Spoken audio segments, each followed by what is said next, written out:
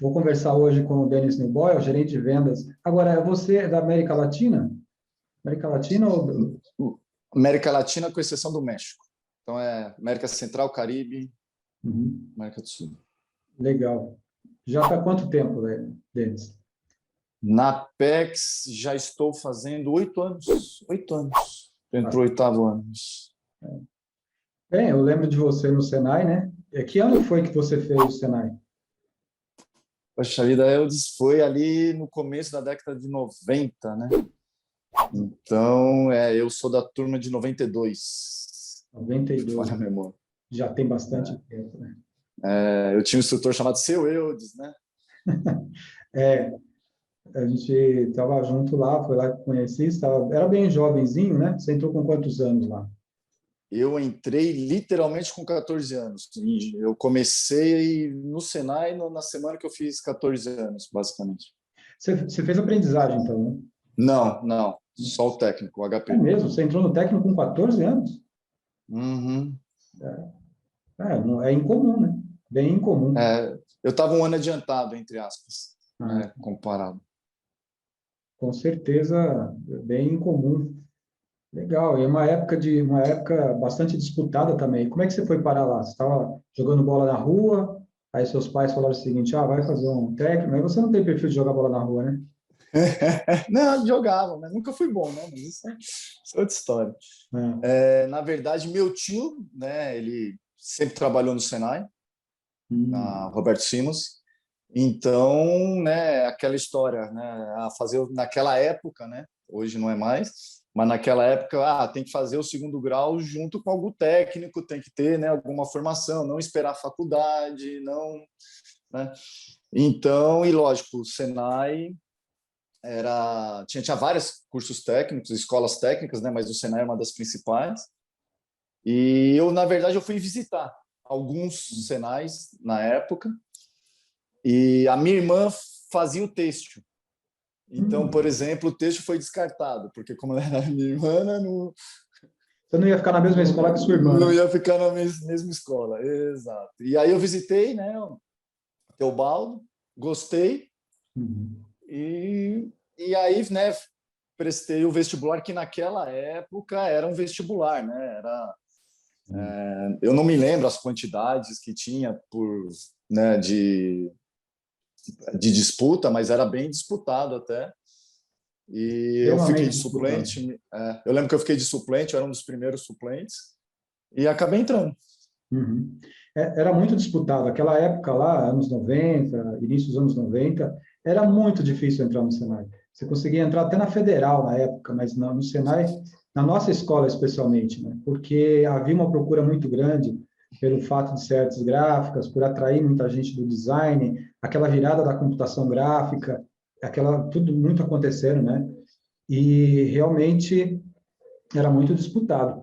Aí você entrou, fez o primeiro ano que era geral, passava em todos os setores e decidiu fazer uma coisa muito difícil, que era rota e flexo, que também era muito difícil naquela época, né? Naquela época, assim, até acho que o mais disputado era o PVG, né? Produção visual gráfica. Eu era a minha última opção, porque eu não tinha o menor dom para isso. E, na verdade, eu gostei, eu vi que era algo diferente, né? Existia PI, ainda naquela época, né? Processamento da imagem. Foi minha segunda opção, né? Na verdade, não existe mais isso hoje em dia, obviamente.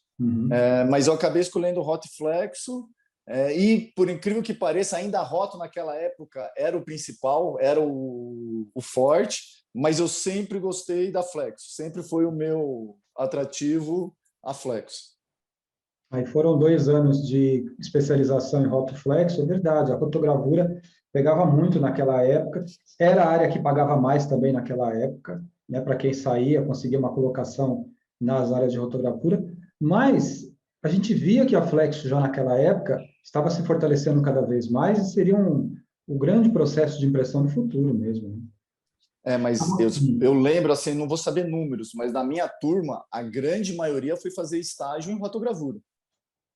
A grande maioria, né? As grandes empresas da época, né, que selecionavam, e eu sempre falei, vou Flexo, né? Meu estágio, eu não quis em rótulo. Sempre o meu foco foi buscar flexo. E você estagiou aonde? Eu estagiei na Cryovac, na época. Ah, na Cryovac, agora eu Cryovac. lembrando. Aos poucos eu vou lembrando também.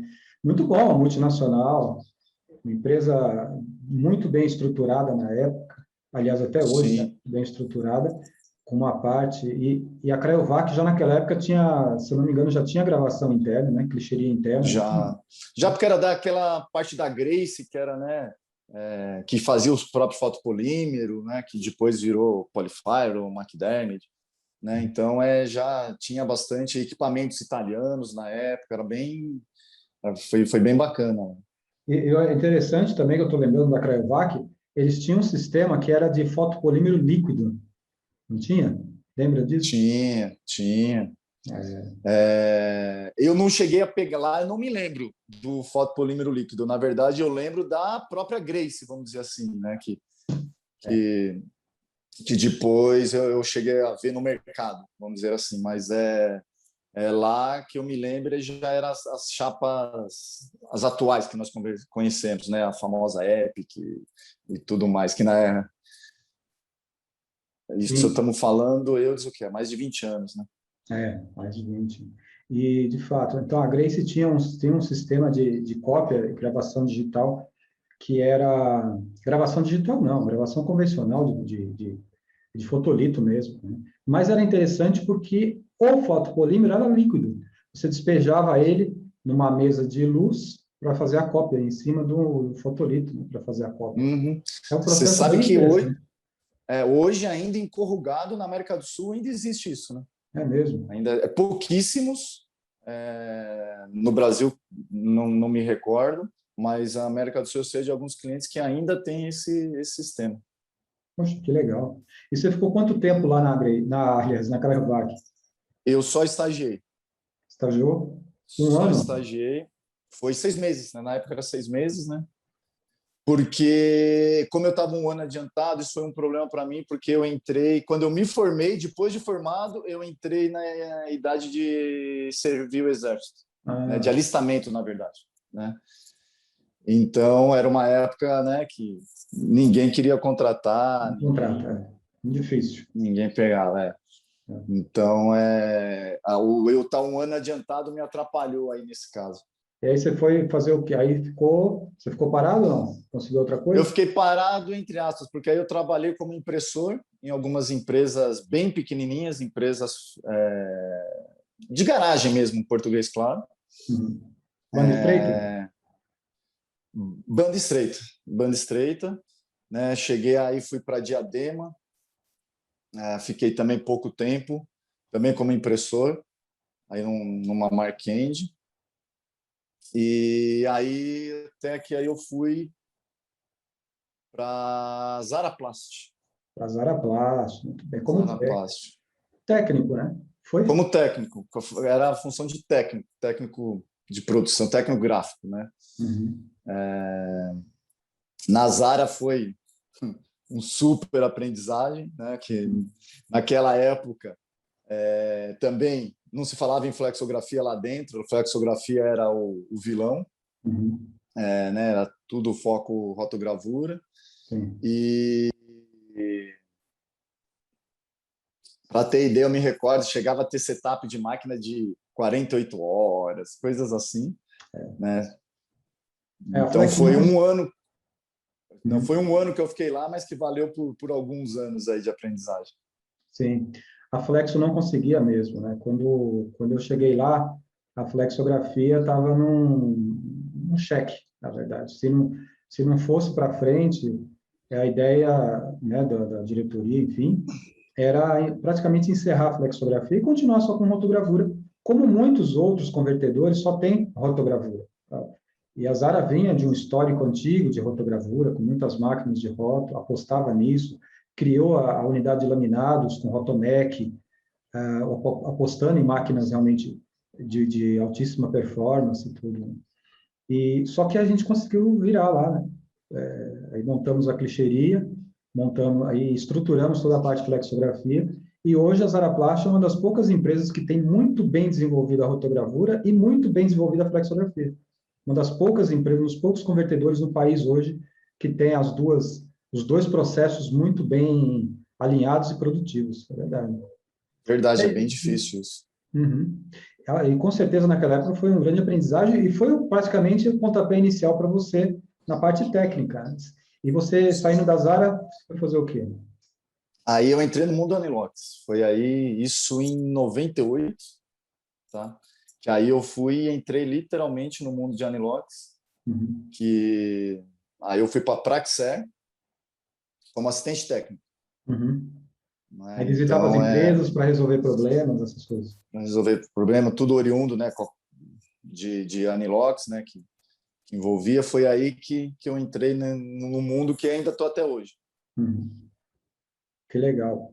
E foi quanto tempo lá, Denis? Mas você começou como assistente técnico, depois você foi galgando também outras áreas lá, não foi?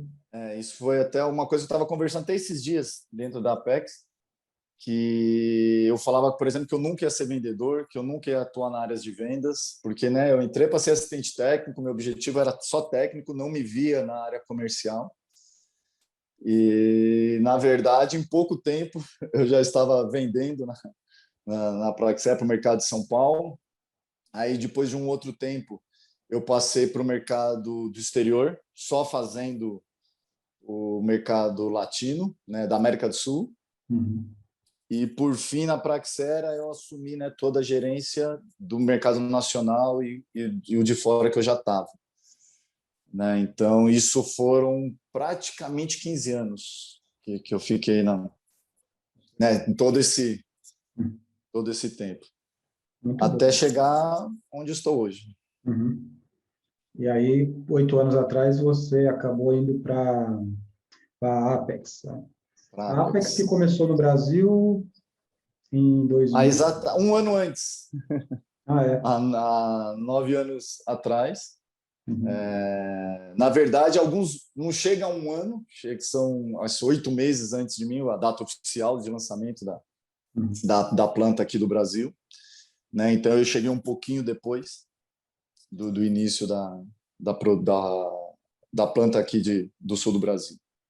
Eu lembro que a Apex, quando começou no Brasil, tinha um marketing muito agressivo. Inclusive, o diretor de marketing, ele, não lembro o nome dele, o holandês, acho que é holandês, ele fez uma palestra no seminário da Biflex e ele falou que ia substituir todas as cores do Pantone por apenas 4 cores, né? Isso por causa do Anilox. Então, entrou bastante agressivo e chamou muita atenção na época, né? Mas depois deu vamos dizer assim, a Apex mudou a estratégia, né? No mundo, no Brasil, acho que no mundo inteiro, né? Como é que foi isso? Principalmente pela questão do GTT, né? Porque Isso. foi muito agressiva no início com o GTT, sem conhecer muitos mercados, porque uma coisa é a realidade europeia, outra coisa, por exemplo, é a realidade aqui latina. Então, no começo foi bem difícil, porque simplesmente tentava reproduzir o que acontecia, né, na Holanda ou na Europa em geral, tentava reproduzir aqui. E claro que houve dificuldades, claro que houve, Sim. não Processos conseguia, né? diferentes, tintas diferentes, na é verdade? Muito, muito, né? Principalmente acho que a questão da tinta, né? Então a gente precisou se adaptar, precisou conhecer melhor o produto. Então aí algumas pessoas aqui na Apex foram chave, né? Tem o Edilson que desde o início está com a gente, que foi chave nessa questão do GTT, o Walter na Argentina, que é o nosso representante também, foram duas pessoas que abraçaram e trataram de conhecer tecnicamente, não vender um produto, né? Mas sim conhecer e colocar em prática, né, o GTT. É. Agora, eu acho que você também fez muita diferença na Apex, na minha opinião. Agora, olhando assim como convertedor, do ponto de vista do convertedor, do ponto de vista do usuário também do Anilox, eu acho que a sua entrada fez muita diferença, porque você acabou trazendo uma forma mais pé no chão para ir, né? Você não queria vender simplesmente, mas entender o cliente, propor uma solução, e não só falar o seguinte, ó, tem que ser GTT, não, tem outras opções, né? Estudar o cliente direitinho. Foi isso, você não acha isso também? tem essa... Eu diria o seguinte, né, que foi uma coisa, no início, que tentou, que o cliente tinha que se adaptar ao produto, ao Anilox. Uhum. Né? E, na verdade, isso não dá. O Anilox tem que se adaptar à realidade dos nossos clientes, dos convertedores, e cada um tem uma realidade. Não adianta a gente querer, né, replicar, como eu estava comentando, da Europa, ou mesmo aqui localmente, a gente sabe que são realidades diferentes. Então, é claro, eu tinha já uma vivência grande em Anilox e também tinha referências, por exemplo, na Argentina, muito boas. Tá? Eu me lembro que eu visitei um certo cliente nosso agora, e ele pegou uma amostra e falou assim, eu quero que você... Eu estou fazendo isso aqui com um GTT, na época era um GTTM, eu quero que você me especifique um Anilox exatamente para fazer essa qualidade de impressão. Quando eu olhei o impresso, eu falei, isso aqui você está fazendo com um Anilox? Você tá, né? Porque ele tinha uma muito boa definição, era uma arte que tinha, né? Era papel, muita boa definição e com uma boa carga, tinha uma ótima densidade de tinta. E essa hora eu coloquei a mão na cabeça e falei, eita, com hexagonal isso aqui não vai ser fácil de chegar, né? Encontrar um... Então, lógico, aí eu fui vendo a fundo, mas eu falo que esse foi um divisor de águas até, né? Porque nessa época, inclusive, havia muitas críticas a respeito do GTT, né? Então, se em algum lugar dá certo, você sabe que é possível outros lugares darem certo. Simplesmente tem que saber o que está sendo feito, né? Alguns argumentam ainda hoje que o GTT é muito bom para papel, né? E é verdade, né? Mas não é só para papel, né? A gente vê que funciona bem também com materiais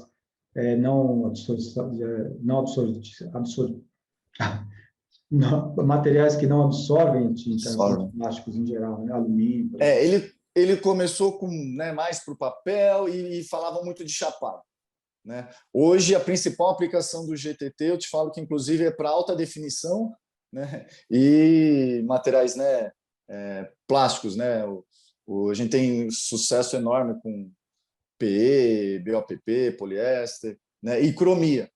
Então, muita gente, às vezes, ainda associa a alta cargas, né? Mas não, na verdade, a gente sabe que o GTT, ele, inclusive, assim, o nosso carro-chefe são os de alta definição. Perfeito. Exato. Bom, e a gente vê também no mercado a aplicação bastante, porque no sentido de carga, como você falou, né? É uma tendência do pessoal que ainda está preso no passado, preso ainda àqueles volumes muito altos. Então, a gente sabe que hoje carga de tinta não significa cobertura boa de tinta. Então, a tinta tem...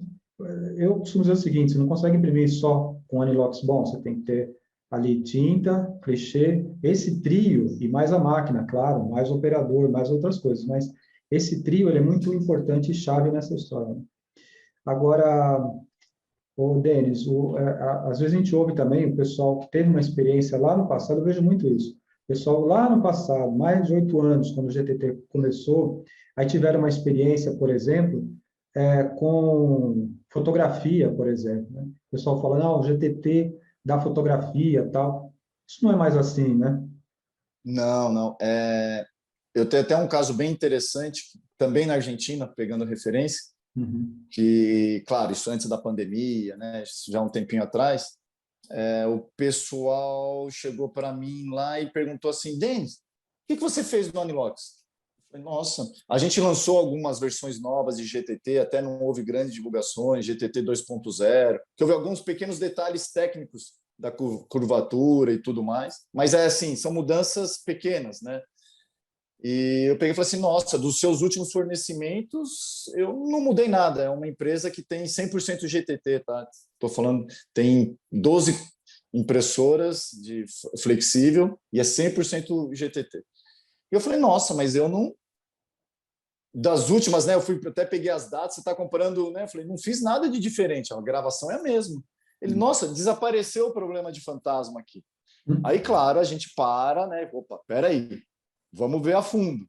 Então, aí o que, na verdade, ele tinha alterado é a formulação do solvente dele. Tá? Então, né, estava atribuindo ao Anilox por ser algo diferente, mas ali o pessoal de tinta junto com o fornecedor e um detalhezinho pequeno ali de secagem, né, da formulação, eliminou o problema do anilox, né? E diga uma Que coisa, não era do anilox. e essa tinta que eles usaram, eles estavam trabalhando com uma tinta um pouco mais retardada, um pouco mais acelerada, como é que era a história? Na verdade, eles mexeram na formulação, na porcentagem. Mexeram na porcentagem, mas assim, pouca coisa, mas que aí, lógico, a gente foi mais a fundo, foi olhando, que acertou. Tá? Então, muitas vezes a gente olha muito, né, aquela questão o anilox, e esquece de ver o entorno. Inclusive nós que somos os principais, né, interessados aí nisso. Perfeito. E hoje vocês, vamos dizer assim, a Apex hoje tem cliente na América Latina, América Central, né? Eu estava conversando com você outro dia, tem um cliente lá em El Salvador que precisava enviar um produto, você falou, não, tem até viagem marcada para El Salvador. Eu falei, poxa, El Salvador, mas comprando inox, quer dizer, América Central, América Latina, América do Sul inteira. Vou falar que é um mercado assim bem interessante, bem técnico, tá? A gente tem aqui no Brasil um pouco disso, de falar que nós somos bons, somos, né? Vou falar que os nossos vizinhos aqui estão bem evoluídos. Gama expandida, por exemplo, é algo que em alguns países já se usa há muito tempo. Aqui, né, se fala muito, mas se vê pouco na prática. Então, vou falar que são mercados bem técnicos, são bem. E aí a Apex cai como uma luva, né? Porque a gente tem o nosso produto é técnico, né? É lógico, existe toda uma questão comercial e tudo mais, mas a gente vende parte técnica, né? Seja a gravação GTT, seja a hexagonal, seja a estendida, seja o que for, a gente vai pelo lado técnico. Então, é um mercado bem atraente, bem interessante, e que hoje a gente pode falar que é líder de mercado aqui na América Latina, né? América do Sul. Muito bom. E você falou de gama expandida, essa é uma coisa também, no Brasil, a gente vê algumas empresas, assim, bem, eu diria até avançadas, mas a maioria que tentou também não deu muito certo. E o que que você tem visto que tem dado certo, por exemplo, nessas empresas fora do Brasil, por exemplo? Ou seja, Controle. qual é, vamos, a fórmula, não sei se tem uma fórmula, vamos dizer assim, por que dá certo em alguns lugares e outros não dá, na sua opinião? Muito simples, entre aspas, simples, né? Controle. Tá? Eu vou dar exemplo, tem empresas aqui no Brasil que querem, né, fazer gama expandida e não sabem, não têm ideia como controlar o anilox. Tá? Então, no médio anilox, não sabe se não tem um microscópio para saber se está entupido, se está desgastado, ou um equipamento de medição. Não estou nem falando de equipamentos mais sofisticados, até, né, equipamentos mais simples, como o microscópio, não tem. E se você quer ser eficiente na gama expandida, quem sou eu para falar isso, mas a base é controle. E eu vejo muita falta disso. E, por exemplo, nós temos clientes que, de anilox, aí eu estou falando especificamente do nosso produto, tem controle similar ao meu, que sou fabricante. Né? Eu tenho controles rigor, né? Eu vou a fundo nas medições, eu tenho controles específicos, e hoje nós temos empresas que têm os mesmos controles que nós, que não precisaria, né, chegar a esse ponto. Que não precisaria. Então, eu diria que esse é o alicerce, né? Ter controles. Legal. Muito bom. E hoje, a tecnologia de gravação, em termos de equipamento, nós sabemos que o principal hoje ainda é equipamentos AIO, não é isso? Para fazer a gravação dos animais. Exatamente. Inclusive, mês que vem nós estamos recebendo equipamento novo, né? Vindo da Inglaterra. Tem uma grande diferença somente, a gravação GTT, nós utilizamos um laser contínuo, tá? Então, que aí a gente consegue ter, né, uma sublimação da cerâmica, né? Já passa do estado sólido direto para o gasoso, então a gente tem um melhor acabamento. Mas a gravação, né, hexagonal, a estrutura fechada, também de pulso, hoje são os multibeams, multi-hit e tudo mais, que se faz com que você tenha um acabamento, você tenha, né, um melhor formato de célula. O Denis, e o mercado, mesmo a gente sabe que no Brasil, por exemplo, não reduziu tanto com a pandemia, pelo menos a indústria de embalagem, porque a embalagem hoje fabricada pelos convertedores, em geral, são itens de primeira necessidade. Os alimentos, em geral, a área de higiênicos e até mesmo pet food, né? As pessoas não deixaram de comprar os produtos para pet food porque são importantes para os seus animaizinhos, enfim, né? Para os seus pets, tudo, e outras áreas também no mercado.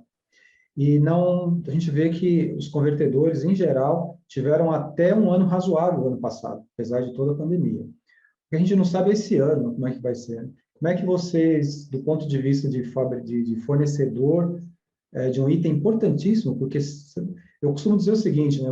Se o clichê estragar na máquina, você consegue outro clichê em poucas horas.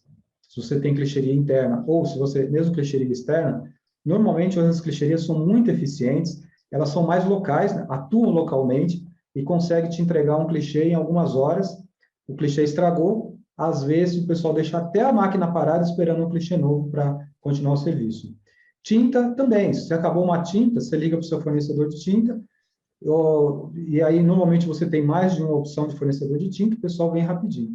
Agora, se seu anilox risca, se seu anilox estraga, na verdade, você não consegue um anilox tão rápido quanto outras coisas. E sem anilox não se faz nada, não imprime. E o pessoal, eu vejo assim, virando anilox de lado, porque riscou de um lado, então você tenta virar. Ou pior ainda, naqueles casos que você não consegue virar a camisa de anilox, você desloca o clichê, né? Faz a colagem do clichê. Então, como é que a Apex, enfim, viu a questão da pandemia no ano passado e esse ano aqui, qual a perspectiva para isso? O início, na verdade, né, acho que como todos ficamos assustados, né? Isso exatamente há um ano atrás, né? Então os clientes cancelando pedidos, prorrogando títulos de pagamento, toda aquela coisa assim que a gente ficou, meu Deus, o que está acontecendo? O que vai ser 2020, né? Então houve todo esse temor, toda essa preocupação, mas na verdade foi exatamente o que você comentou, Eudes. A coisa foi indo, né? Claro, comercialmente falando, limitações de viagem, né? Então, a gente precisou aprender a usar esses meios, né? Agora que são normais hoje para nós. No início, claro que houve toda essa curva de aprendizado, mas na verdade, quando se tem a necessidade, quando precisa conversar, quando precisa discutir tecnicamente, se dá assim um jeito, né? Se acaba virando e na verdade o ano foi muito bom para nós, a ponto que em meio à pandemia, né, em meio a toda essa questão, nós decidimos na aquisição de 2 novas gravadoras, uma para agora, para o mês que vem, já está vindo para cá, e outra para antes do fim do ano. Então, acho que isso responde a sua pergunta, né? Então, nós estamos aí aumentando bem nossa capacidade fabril, porque estamos acreditando no mercado, né? Então, foi algo que, na verdade, surpreendeu positivamente nesse aspecto. Porque, claro que eu não estou comparando, por exemplo, a gravação de anilox com gravação de clichê, não dá para comparar. Eu estou dizendo, né, que o insumo do clichê é diferente do anilox, que para mim é um consumível também o anilox, porque ele se desgasta e você tem que regravar, né? Ele é um acessório que também é um consumível. Então, quando você joga ele em custos, por exemplo, você tem que entender que periodicamente você tem que fazer isso. Às vezes a empresa vai até o extremo, só que é óbvio que é importante fazer os controles do anilox, saber como está o desgaste, acompanhar a vida útil dele, e você parar ele quando você quer, e não quando ele resolveu não te dar mais carga, ou pior ainda, arriscar, né? E agora, com esses investimentos, provavelmente você consegue entregar num prazo menor também. Sem dúvida, a intenção nossa é essa, né? Hoje, realmente, o prazo de entrega é um ponto crítico e que estamos tratando de minimizar isso com esses investimentos. Obviamente, o maior investimento numa fábrica de anilox é a gravadora. É claro que existem outros, né, vários outros, mas a gravadora ali é onde é o gargalo da produção. Então, é por isso que a gente decidiu nesse investimento. Claro que, conhecendo o Brasil, com toda essa questão cambial, né, que não vamos discutir aqui, mas é claro que dá uma insegurança, mas tem hora que você simplesmente tem que, né, colocar para frente, falar, vamos abaixar a cabeça e trabalhar. Tem que acreditar, né? Não tem jeito. Acreditar. Muito bem. E olhando assim o mercado, tanto nacional quanto o mercado externo, das empresas que você atende também aí na América Central, América do Sul, o que você observa, por exemplo? A gente sabe que tem empresas que são muito produtivas e elas têm sucesso, e outras, às vezes, se esforçam, não têm tanto sucesso. Eu sei que você falou, por exemplo, no caso de gama expandida, que o segredo ali é controle. Você falou do controle do anilox, mas o controle também da tinta, claro, o controle do clichê, né? Todo o aparato, a característica da tinta e assim por diante. Agora, o que você observa nessas empresas quando eles manuseiam, quando eles armazenam, quando eles escolhem um anilox, da forma de escolher? Uma empresa hoje que é uma empresa de sucesso e uma empresa hoje que você observa que o pessoal às vezes patina muito. Qual é a diferença entre eles? Que dica, vamos dizer assim, você vê aí? Que coisas você vê? Pergunta, viu, Edson? Muito boa pergunta, porque a anilox você sabe que ele é muito crítico, né? Alguns, inclusive, têm medo de manuseio, porque a cerâmica, por ser extremamente dura ao atrito, ela é frágil ao impacto, então existe aquele receio, Mas, pensando assim rapidamente, o que me vem na cabeça dessas empresas de sucesso, vamos chamar assim, é que existe responsáveis pela área de anilox. Mesmo. Existem pessoas que são, né, os donos do anilox. Claro que o impressor, claro que o pessoal de máquina é o usuário, né, é o que está ali, mas existem pessoas responsáveis pelo anilox. Então, ele recebe o anilox quando sai de máquina e dá o anilox para ir para a máquina. Então, ele vai saber ali se aconteceu alguma coisa, se teve algum acidente ou incidente, ele vai saber onde foi, como foi, e aí, claro, assim conseguem tomar medidas para ir minimizando. Quando não sabe, né, que é muito comum, o mesmo anilox divide diferentes máquinas, não existe controle, se vê mais essa questão, arriscou, bateu, né, você acaba acontecendo mais esse tipo de situações. Legal. E uma coisa que eu vi, também nós já vemos há alguns anos a Apex falar sobre fixar os anilox na máquina. Esse conceito ainda continua, né, cada vez mais forte, né? Claro, porque, né, o pessoal até ele está diretamente ali com a gama expandida, mas na verdade é diferente, né?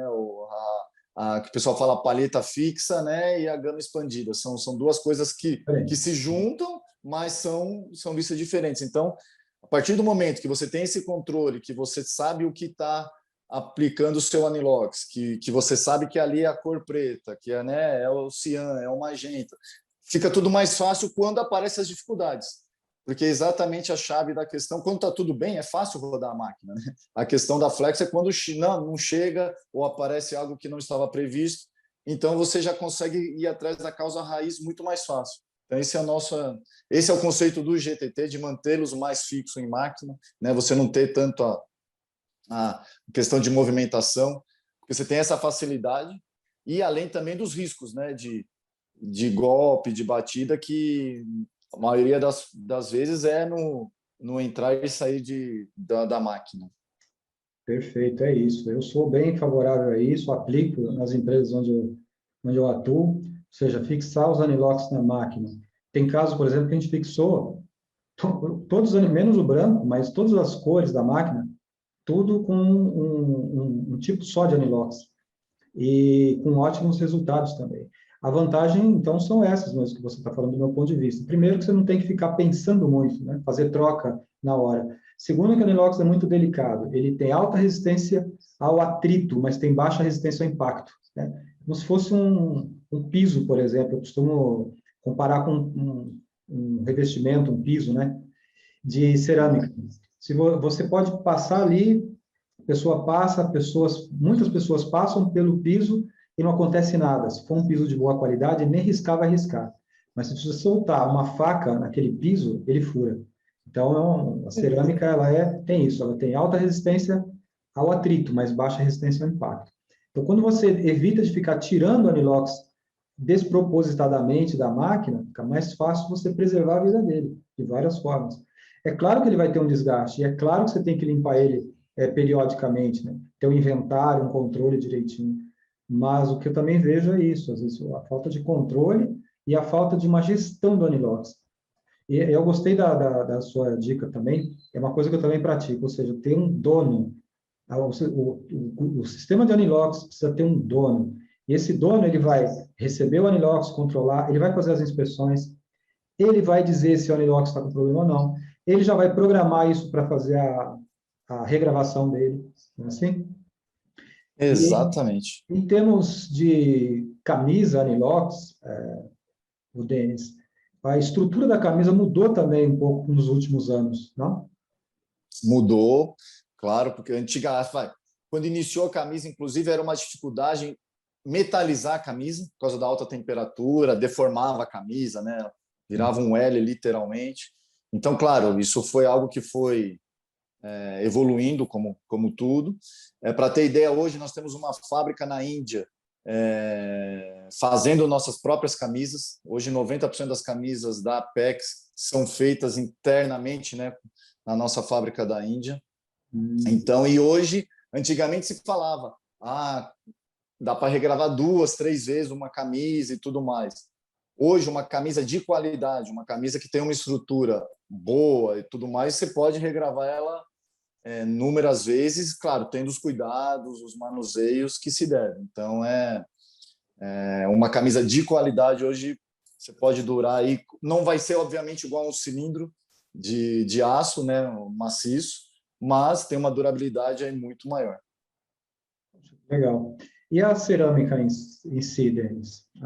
O pó da cerâmica, que depois será aplicado na superfície, também tem um grande segredo aí de preparação e cuidados também para isso, né? Sem dúvida. A cerâmica é algo que até aqui na Apex a gente não fala muito, porque para nós a cerâmica é uma obrigação. Você ter uma cerâmica de qualidade, não é, eu vou te fornecer uma cerâmica. Não, é minha obrigação ter uma cerâmica de qualidade. E o que Então, por seria a exemplo, cerâmica de qualidade, Denis? Quais são as características dela, vamos dizer assim, as propriedades? alta dureza, tá acima de 1.400 Vickers, e baixíssima porosidade, abaixo de 1%. Então, de uma forma bem clara e objetiva, né? Para ter ideia, nós temos um fornecedor de cerâmica que produz a cerâmica Apex, tá? Então, é uma formulação desenvolvida por nós, né? Isso na Europa, em que ela não é comercial, né? Ela é somente para utilizar dentro do grupo da Apex. Legal. Denis, mudando um pouquinho, teve um período que a Apex aqui no Brasil mesmo estava divulgando o Belíssima, a retícula, né? Belíssima, que é uma retícula de alta linha, não é lineatura, mas de alta definição, vamos dizer assim. Definição, É. sim. E como ficou isso? Na verdade, isso é uma coisa bem... começou conosco, né? Foi um desenvolvimento com uma empresa na Inglaterra, e é um produto extremamente interessante. Tá? Dos últimos tempos, na minha opinião, é o produto que teve um algo a mais, né? Que você consegue realmente altíssima definição aí, dá um aspecto visual aí de 450 linhas por polegada de clichê, então nós estamos falando aí de 170 linhas por centímetro. Agora houve uma questão comercial entre na Europa, né, entre essa empresa e a Apex, e aí cada um resolveu seguir seu caminho, né? Então eles estão caminhando sozinho e a gente deixou do Belíssima, porém, por que se criou isso inicialmente? Porque, né, porque nos testes, em todos o desenvolvimento, o melhor resultado foi com o GTT.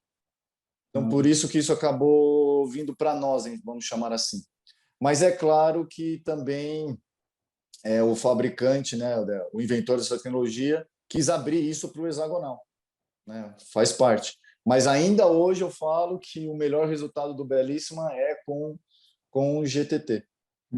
Tá? Então, mas eu te falo que é uma tecnologia bem interessante, infelizmente, por questões comerciais, né? Aí o dinheiro pesou, não foi a parte técnica, aí cada um seguiu o seu caminho. Mas, e também você não acha que foge um pouco do core business da Apex, de fazer Anilox, ou não? Tá, você acha que está Porque não era um nós pouquinho? diretamente, né?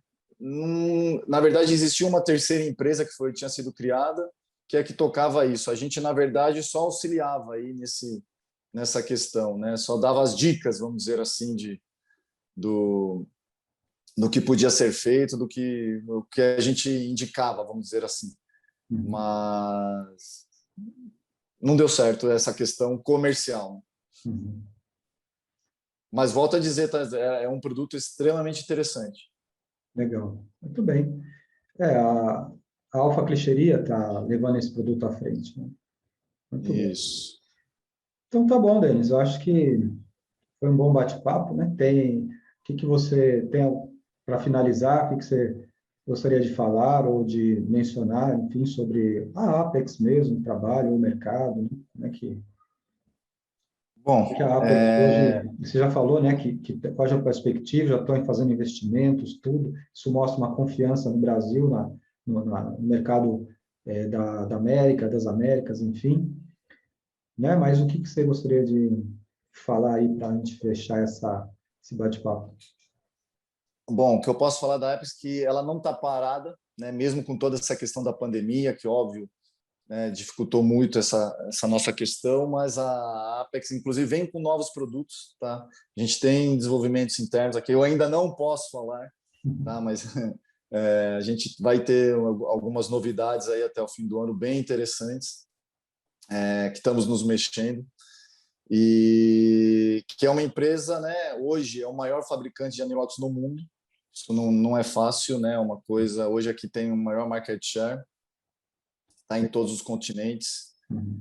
Então, e claro que o Brasil, né, a América do Sul, hoje é uma parte bem importante da Apex, e até com esses investimentos, né, tomar essa decisão no meio da pandemia, no meio de toda a questão, você prova aí, né, o nível de confiança, com toda essa taxa cambial, com toda essa questão, né, o que eu fico recebendo de mensagem do pessoal falando, o que está acontecendo com o Brasil, está tudo bem, o que foi isso agora, o que foi, né, porque as notícias chegam lá de alguma forma ou de outra, às vezes, né, diferentes um pouco, mas é claro que não é nem uma desconfiança que gera, né? Às vezes as pessoas ficam até preocupadas conosco mesmo, né? Com as pessoas aqui, estão preocupadas com o Claro. que está acontecendo aqui a nível pessoal até, né? Mas a nível da empresa você vê que não, mais do que nunca estamos sólidos aqui e estamos para atender, né? Esse nosso investimento é exatamente para tentar, inclusive, melhorar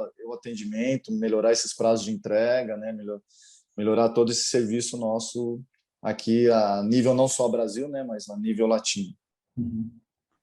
Tá bom, obrigado aí pela conversa, foi muito bom conversar com você. Muitos anos aí que a gente já se conhece, né? Você entrou no Senai em 91, 92, a gente se conhece de lá para cá, então são muitos anos mesmo, e a gente está sempre aí no mercado. Obrigado aí, Denis, um abraço. Eu que agradeço, Eudes. Grande abraço.